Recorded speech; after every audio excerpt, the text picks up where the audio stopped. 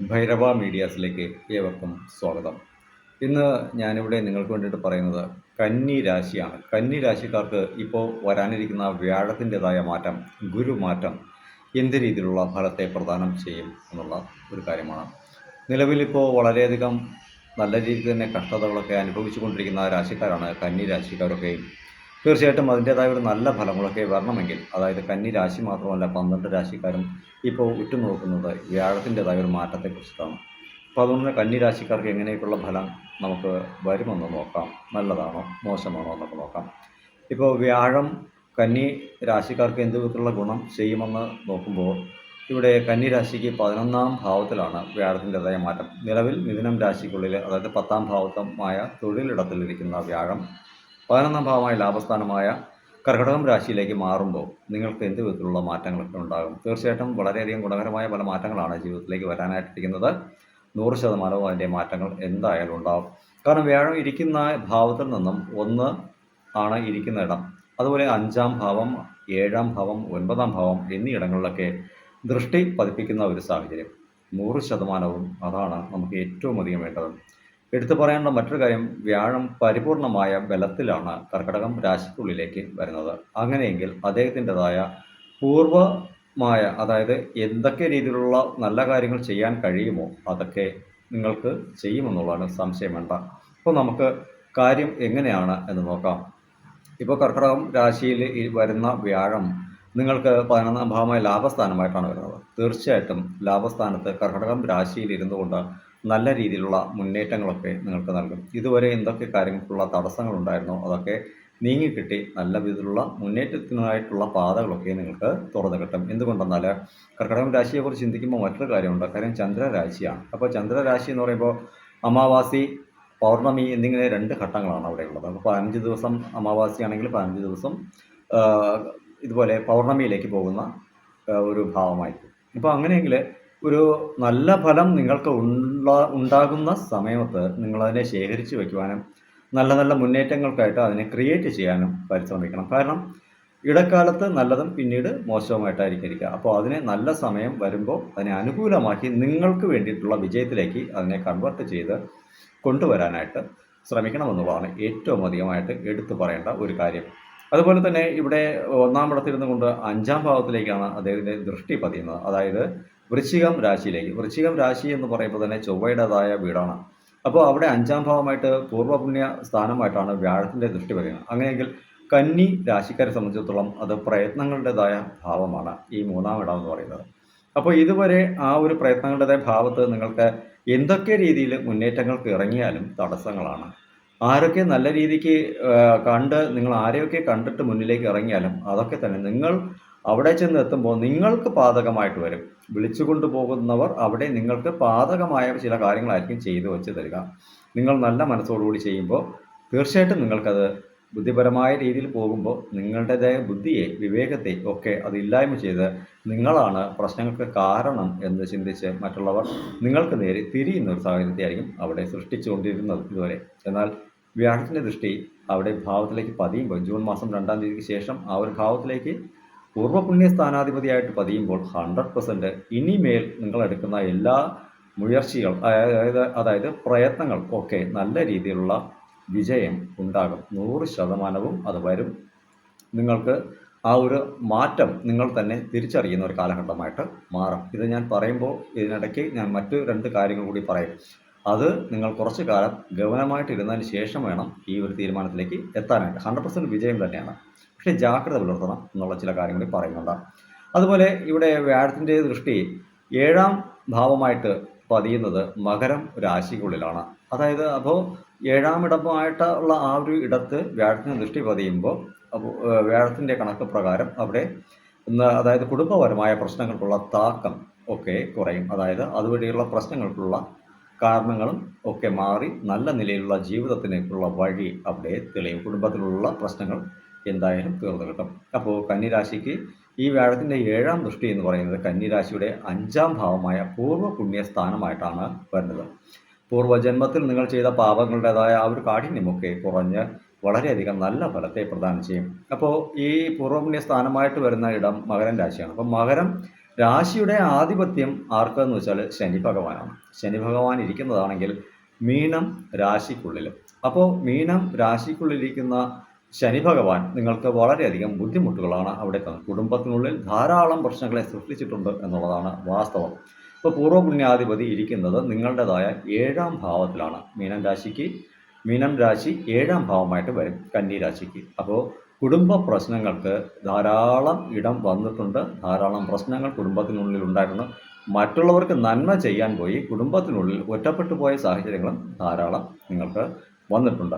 ഇപ്പോൾ കുടുംബത്തിനുള്ളിൽ പ്രശ്നം വരുമ്പോൾ മാനസികമായ രീതിയിലുള്ള ആ ഒരു ഐക്യതയൊക്കെ നഷ്ടപ്പെടുകയും നിങ്ങൾ എന്ത് പറഞ്ഞാലും അതിൻ്റെ വിരുദ്ധമായ കാര്യങ്ങളായിരിക്കും. ഇപ്പോൾ ഭാര്യ ആണെങ്കിൽ ഭർത്താവ് വിരുദ്ധമായ കാര്യം പറയും, ഭർത്താവാണെങ്കിൽ ഭാര്യ വിരുദ്ധമായ കാര്യം പറയും.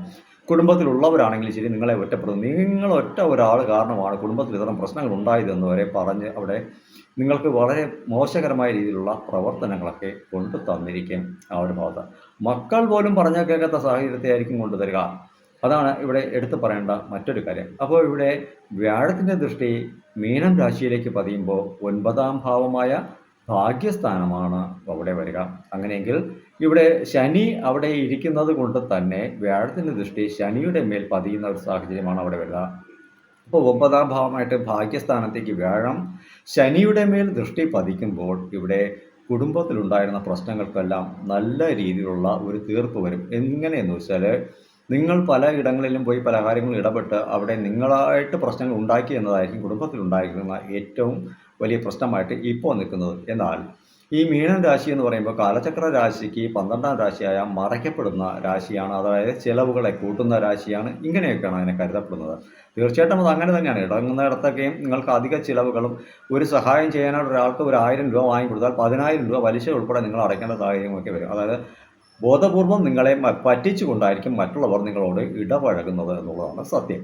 അപ്പോൾ ജൂൺ 2ാം തീയതിക്ക് ശേഷം വ്യാഴത്തിൻ്റെ ദൃഷ്ടി അവിടെ ശനി ഭഗവാന്റെ മേൽ പതിയുമ്പോൾ നിങ്ങൾ അവിടെ തെറ്റുകാരനൊന്നുമല്ല, തെറ്റുകാരിയൊന്നുമല്ല. കുടുംബത്തിനുള്ളിൽ പ്രശ്നങ്ങൾ വന്നത് മറ്റൊരാൾ മൂലമാണ് വന്നതെന്നൊക്കെ കുടുംബത്തിലുള്ളവർ തിരിച്ചറിയുകയും അതിൻ്റേതായ രീതിയിൽ നിങ്ങൾക്ക് മുന്നേറ്റത്തിനുള്ള പാതകളൊക്കെ അവർ തന്നെ നല്ല വഴിക്കുള്ള മാർഗങ്ങളൊക്കെ കാട്ടിത്തരുന്ന സാഹചര്യങ്ങളും 100% അവിടെ ഉണ്ട്. എന്നിരുന്നാൽ തന്നെയും ഇപ്പോൾ ഈ ഏപ്രിൽ 2ാം തീയതി മുതൽ മെയ് മാസം 15ാം തീയതി വരെ വളരെയധികം ജാഗ്രത തന്നെയാണ് പുലർത്തേണ്ടത്. എങ്ങനെയെന്ന് വെച്ചാൽ ഇപ്പോൾ ഏപ്രിൽ 2ാം തീയതി ഈ ഒരു സമയത്ത് ചൊവ്വ ഇതേ സ്ഥാനത്ത്, അതായത് മീനം രാശിക്കുള്ളിൽ കടന്നു കയറിയിട്ടുണ്ട്. അങ്ങനെയെങ്കിൽ കുടുംബത്തിനുള്ളിൽ വാക്ക് തർക്കങ്ങൾ, പ്രശ്നങ്ങൾ, അനധികൃതമായ വഴക്കുകൾ ഒക്കെ ഉണ്ടായി തല്ലും വഴക്കും പ്രശ്നങ്ങളൊക്കെ അധികരിക്കുന്ന ഒരു സമയമാണ്. മക്കൾ പറഞ്ഞാൽ കേൾക്കാത്ത രീതിയിലൊക്കെ ഇരിക്കുന്ന സാഹചര്യങ്ങൾ അവിടെ വരും. മറയ്ക്കപ്പെട്ട ചില രഹസ്യങ്ങളാൽ നിങ്ങൾക്ക് പ്രശ്നങ്ങൾ ഉണ്ടാവും. മറ്റുള്ളവർ മറച്ച രഹസ്യങ്ങൾ നിങ്ങൾക്ക് വിനയാകുകയും നിങ്ങൾക്ക് മേൽ പഴി വരികയും അത് അക്രമത്തിലേക്കും തല്ലിലേക്കും പ്രശ്നങ്ങളിലേക്കൊക്കെ കടന്നു കയറുന്ന സാഹചര്യമാണ്. ചൊവ്വ രക്തകാരകനാണ് എന്നുള്ള കാര്യം മനസ്സിലാക്കണം. രണ്ടാമത്തെ മറ്റൊരു കാര്യം എന്തെന്ന് പറഞ്ഞാൽ ബുധൻ ആ ഭാവത്തിലേക്ക് മീനം രാശിയിലേക്ക് കടക്കുകയാണ് എന്നുള്ളതാണ് ഏറ്റവും അധികം ചിന്തിക്കേണ്ട ഒരു കാര്യം. അപ്പോൾ ബുധൻ്റെ രാശിയാണ് ഈ കന്നി രാശി എന്ന് പറയുന്നത്. മിഥുനവും കന്നിയും ബുധൻ്റേതായ സ്വന്തം വീട് തന്നെയാണ്. അപ്പോൾ ഈ കന്നി രാശിക്ക് ആധിപത്യം കൊണ്ട ബുധൻ മീനം രാശിയിലേക്ക് കടക്കുന്നു എന്ന് പറഞ്ഞാൽ നമ്മളൊരൽപ്പം ജാഗ്രത തന്നെയാണ് പുലർത്തേണ്ടത്. എങ്ങനെയെന്ന് വെച്ചാൽ മീനം രാശിയിലേക്ക് വരുന്ന ബുധൻ നീചമായ ഭാവത്തിലാണ്.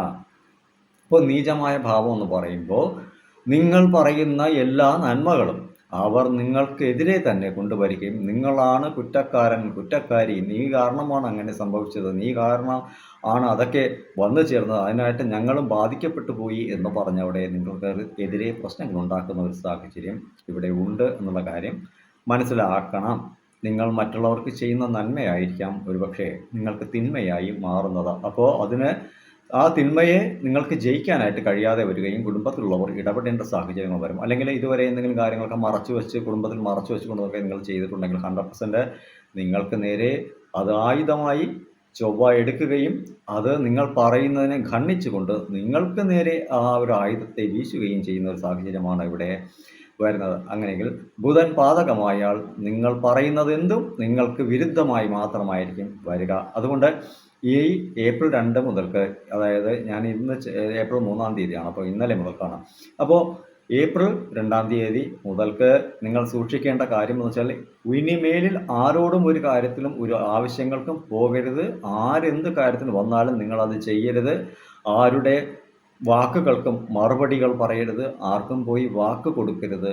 അതുപോലെ തന്നെ ആർക്ക് വേണ്ടിയിട്ടും അഭിപ്രായങ്ങൾ പറയരുത്. 4 സുഹൃത്തുക്കൾ നിൽക്കുകയാണെങ്കിൽ ആ സുഹൃത്തിൽ ഒരാൾ ആരെങ്കിലും കുറിച്ചൊരു കാര്യം പറയും. അതിനെ ഏറ്റുപിടിച്ചുകൊണ്ട് നിങ്ങൾ അതങ്ങനെയാണ് ഇങ്ങനെയാണ് എന്ന് പറയാനായിട്ട് പോകരുത്. കാരണം പറഞ്ഞാൽ ചൊവ്വ അതേ ആയുധം നിങ്ങൾക്ക് നേരെ വീശും. നിങ്ങളാണ് അത് ചെയ്തത്, നിങ്ങളാണ് പറഞ്ഞത്, നിങ്ങളാണ് അതിന് കാരണമെന്ന് പറഞ്ഞ് നിങ്ങൾക്ക് മേൽ പഴി ചുമത്തി പ്രശ്നങ്ങളുണ്ടാക്കി കുടുംബത്തിൽ തല്ലും ബഹളവും ഒക്കെ ഉണ്ടാക്കും. തൊഴിലിടങ്ങളിലാണെങ്കിലും ശരി ജാഗ്രത പുലർത്തുക. കാരണം ശനി അവിടെ ഇരിക്കുന്നത് കൊണ്ട് നിങ്ങൾക്ക് വളരെയധികം ബുദ്ധിമുട്ടുകളെ നൽകുമെന്നുള്ളതിന് സംശയമൊന്നും വേണ്ട.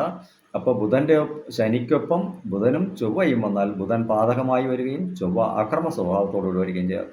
100% കുടുംബത്തിൽ പ്രശ്നമുണ്ടാവും. അതുകൊണ്ട് ഏപ്രിൽ 2 മുതൽ മെയ് 15 വരെ വളരെയധികം സൂക്ഷ്മ ബുദ്ധിയോടുകൂടി ജാഗ്രതയോടുകൂടി ഇരിക്കേണ്ടത് നിങ്ങളുടെ കടമ, നിങ്ങളുടെ ഉത്തരവാദിത്വം എന്ന് തന്നെ മനസ്സിലാക്കുക. ഇനി ആർക്ക് വേണ്ടിയിട്ടും ഈ ഒരു കാലഘട്ടത്തിൽ ജാമ്യ വ്യവസ്ഥയിൽ പോയി ലോൺ എടുക്കുവാനോ കടം വാങ്ങുവാനോ, ഒരു കടം തീർക്കുവാൻ മറ്റൊരു കടം വാങ്ങുകയോ മറ്റൊരു പലിശയ്ക്ക് എടുക്കുകയോ ഒന്നും ചെയ്യാനുള്ള സാഹചര്യം ഉണ്ടാക്കരുത്. അവധി നീട്ടിപ്പറയുക. മെയ് മാസം 15-ാം തീയതിക്ക് ശേഷം, ജൂൺ 2-ാം തീയതിക്ക് ശേഷം നിങ്ങൾ എന്തെങ്കിലുമൊക്കെ കാര്യങ്ങൾക്കൊക്കെ തീർപ്പുണ്ടാക്കാമെന്ന് വാക്ക് കൊടുക്കുക. ആ ഒരു കാലഘട്ടത്തിൽ മാത്രമേ നിങ്ങൾക്ക് അതിനുള്ള സാഹചര്യങ്ങളൊക്കെ തെളിയുകയുള്ളൂ. അതുവരെ ഒരു കാര്യത്തിലും ഒരു തീർപ്പുണ്ടാകില്ല. കാരണം ചൊവ്വ അവിടെ നിൽപ്പുണ്ട്, ബുധൻ പാതകമായി നീചമായി നിൽപ്പുണ്ട്. നിങ്ങൾ തന്നെയായിരിക്കും പാരയെന്ന് ബുധൻ കാട്ടിക്കൊടുക്കും. ചൊവ്വ അക്രമകാരിയായി വരികയും ഒപ്പമുള്ളവർ നിങ്ങൾക്ക് തർക്കമുണ്ടായി കുടുംബം രണ്ടായി പോവുകയും ചെയ്യുന്ന സാഹചര്യം. അതുകൊണ്ട് ജൂൺ മാസം 2-ാം തീയതി കഴിയുമ്പോൾ വ്യാഴം അനുകൂലമായി അടുത്ത ഒരു വർഷത്തേക്ക്. ഇതിൽ മറ്റൊരു കാര്യം വെച്ചാൽ വ്യാഴം ഈ ജൂൺ മാസം ജൂൺ, ജൂലൈ, ഓഗസ്റ്റ് മാസം വരെ നിങ്ങൾക്ക് ശരിയായ മാർഗത്തെ കാട്ടിത്തരും. 100% കാട്ടിത്തരും. അതായത് ഓഗസ്റ്റ്, സെപ്റ്റംബർ, ഒക്ടോബർ മാസം വരെ ഈ വ്യാഴം വക്രഗതിയിൽ പോവുകയും നിങ്ങൾക്ക് ചെയ്തതിൻ്റെതായ ഓപ്പോസിറ്റ് കാര്യങ്ങളായിരിക്കും ആ സമയത്ത് സംഭവിക്കുക. ഒക്ടോബർ, നവംബർ, ഡിസംബർ, ജനുവരി മാസങ്ങളിൽ വീണ്ടും അത് റണ്ണിങ്ങിലേക്ക് വരുന്ന സാഹചര്യം ആയിരിക്കും വരിക. അപ്പോൾ ഇത്തരത്തിൽ അദ്ദേഹം അതായത് വക്രഗതിയിൽ സഞ്ചരിക്കുന്ന വേളയിൽ നമുക്കൊരല്പം ഡിലേ ഉണ്ടാകും. അതുകൊണ്ട് ചിന്തിച്ചൊക്കെ മുന്നിലേക്ക് പോകണം. വ്യാഴം ഗുണമാണ്. ആ ഗുണത്തിനെ നിങ്ങൾ സ്വീകരിച്ച് സന്തോഷത്തോടെ ഇരുന്ന് അത് വഴിക്ക് മുന്നിലേക്ക് കൊണ്ടുപോകണം. ഞാൻ പറഞ്ഞ പോലെ ജൂൺ, ജൂലൈ, ഓഗസ്റ്റ് മാസം വരെ ഓക്കെയാണ്. സെപ്റ്റംബർ, ഒക്ടോബർ, നവംബർ മാസം വരെ പാതകമാണ്. അതുപോലെ തന്നെ നവംബർ, ഡിസംബർ, ജനുവരി മാസം മുതൽക്ക് നിങ്ങൾക്ക് ഗുണകരമായ മാറ്റങ്ങളും വന്നു ചേരുന്ന സാഹചര്യങ്ങൾ. അപ്പോൾ ഇവിടെ കാലഘട്ടങ്ങൾക്ക് അനുസൃതമായിട്ട് ബുദ്ധി, വിവേകം ഒക്കെ മനസ്സിലാക്കി ചിന്തിച്ച് പ്രവർത്തിച്ചാൽ ഈ കന്നി രാശിക്കാർക്ക് ഗുണം തന്നെയാണ്. എല്ലാം നല്ല രീതിക്ക് തന്നെയാണ് വരുന്നത്. കാരണം പ്രയത്നങ്ങളുടെ ഭാവാധിപതിയാണ് ഇവിടെ 7-ാം ഇടത്ത് നിന്ന് കുടുംബം കലക്കാനായിട്ടിരിക്കുന്നത്. ജാഗ്രത വേണം. ഈ പറയുന്ന മെയ് 15 വരെ ജാഗ്രത വേണം. കാരണം ആ പ്രയത്നങ്ങളുടെ ഭാവത്ത് നിങ്ങൾക്ക് എടുക്കുന്ന എഫേർട്ടുകളെല്ലാം ഈ സമയത്ത് പാതകമായി മാറും. വ്യാഴം അവിടെ വന്നതിന് ശേഷമാണ് ഗുണമുണ്ടാവുക. തീർച്ചയായിട്ടും എല്ലാവർക്കും നന്മയുണ്ടാകട്ടെ എന്ന് പ്രാർത്ഥിക്കുന്നു.